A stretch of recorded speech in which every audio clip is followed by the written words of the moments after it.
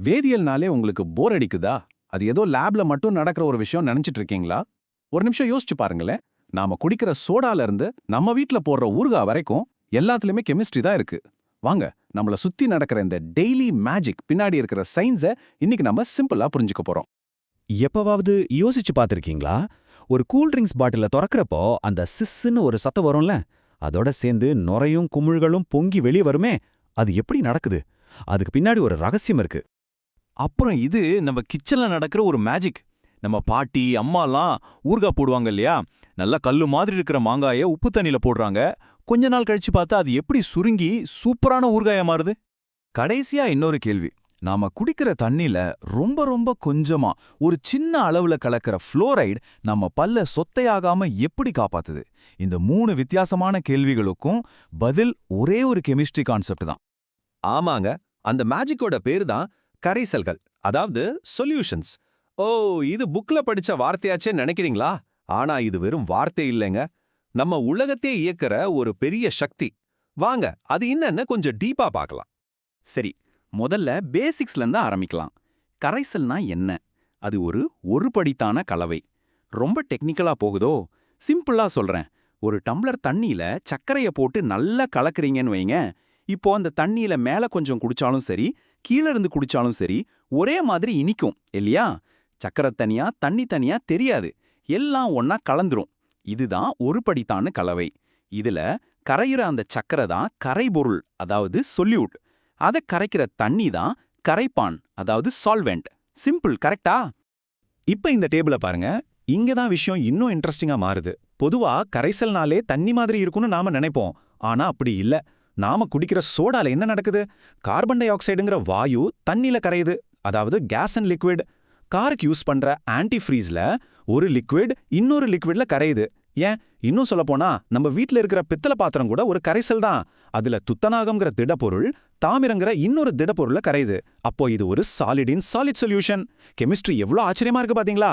ஒரு கரைசல்ல என்ன இருக்கிறது மட்டும் முக்கியம் இல்ல, அது எவ்வளவு இருக்குன்றது ரொம்ப ரொம்ப முக்கியம். வாங்க, நம்ம அடுத்த முக்கியமான கான்செப்டுக்கு போலாம். செறிவு, அதாவது கான்சென்ட்ரேஷன். இந்த கான்சென்ட்ரேஷன் எவ்வளவு முக்கியம்னு புரிய வைக்க இந்த ஃப்ளோரைடு ஒரு பவர்ஃபுல்லான உதாரணம்.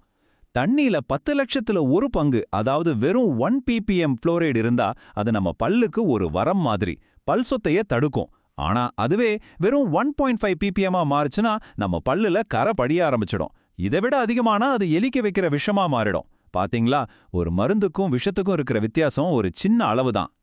சரி, இந்த கான்சென்ட்ரேஷனை எப்படி அளக்குறாங்க? கெமிஸ்ட்ரியில இதுக்கு 2 முக்கியமான யூனிட்ஸ் இருக்கு: மொலாரிட்டி, மொலாலிட்டி. அடடா, பேர் 2 ஒரே மாதிரி கன்ஃபியூஸ் பண்ணுதேன்னு பாக்குறீங்களா? ரொம்ப சிம்பிள். மொலாரிட்டிங்கிறது ஒரு லிட்டர் கரைசலோட கன அளவு, அதாவது வால்யூமை வச்சு கணக்கிடுறது. ஆனா மொலாலிட்டி 1 கிலோகிராம் கரைப்பானோட நிறை, அதாவது மாஸை வச்சு கணக்கிடுறது. இப்ப யோசிச்சு பாருங்க, தண்ணியை சூடு பண்ணா அது விரிவடையும், அதோட வால்யூம் மாறும். ஆனா அதோட நிறை, அதாவது மாஸ், மாறவே மாறாது.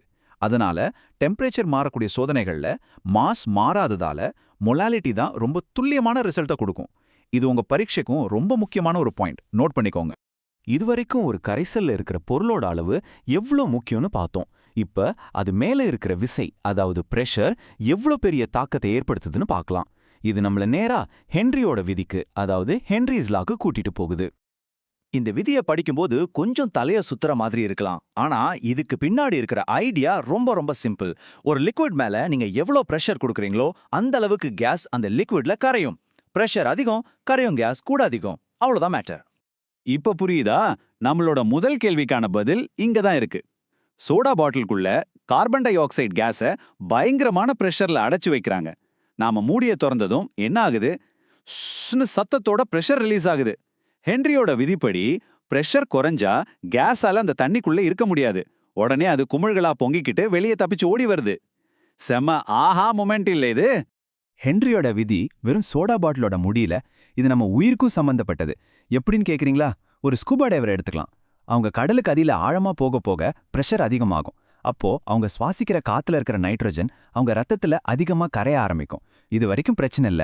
ஆனா அவங்க ரொம்ப வேகமா மேல வந்தாங்கன்னா பிரஷர் சட்டுன்னு குறையும். அப்போ என்ன நடக்கும்? நம்ம சோடா பாட்டில திறந்தா என்ன நடக்குமோ அதே தான் உங்க ரத்தத்திலயும் நடக்கும்.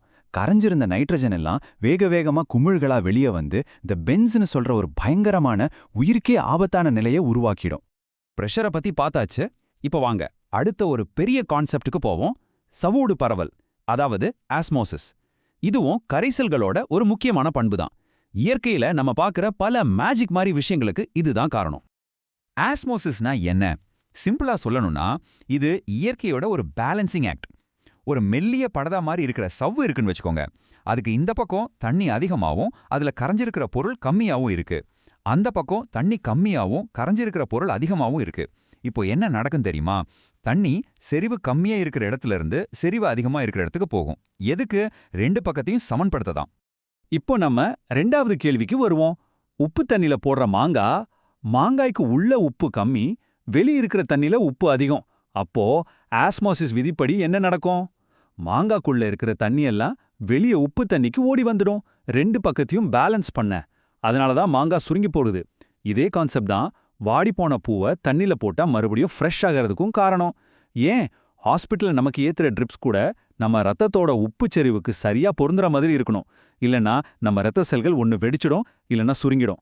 பாருங்க ஆஸ்மோசிஸ் எவ்வளவு முக்கியம்னு. ஓகே, நாம பிரஷர் பத்தி பார்த்தோம், ஆஸ்மோசிஸ் பத்தி பார்த்தோம், இப்படி நிறைய விஷயங்களை பேசிட்டோம். இப்போ நாம கத்துக்கிட்ட முக்கியமான பாயிண்ட்ஸ் எல்லாத்தையும் ஒரு தடவை ரிவைஸ் பண்ணாமா?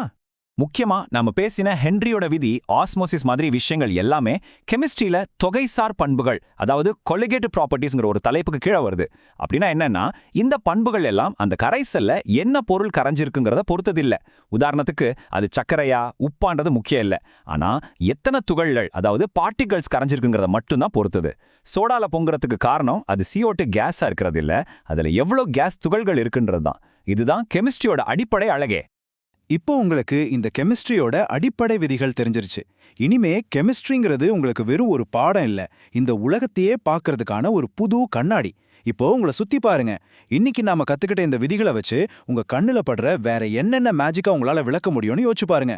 அடுத்த தடவை நீங்க சோடா குடிக்கும் போதோ இல்ல ஊறுகாய் சாப்பிடும் போதோ அதுக்கு பின்னாடி இருக்கிற இந்த அறிவியலை ஒரு நிமிஷம் நினைச்சு பாருங்க. நிச்சயமா இந்த உலகம் உங்களுக்கு இன்னும் ஆச்சரியமா தெரியும்.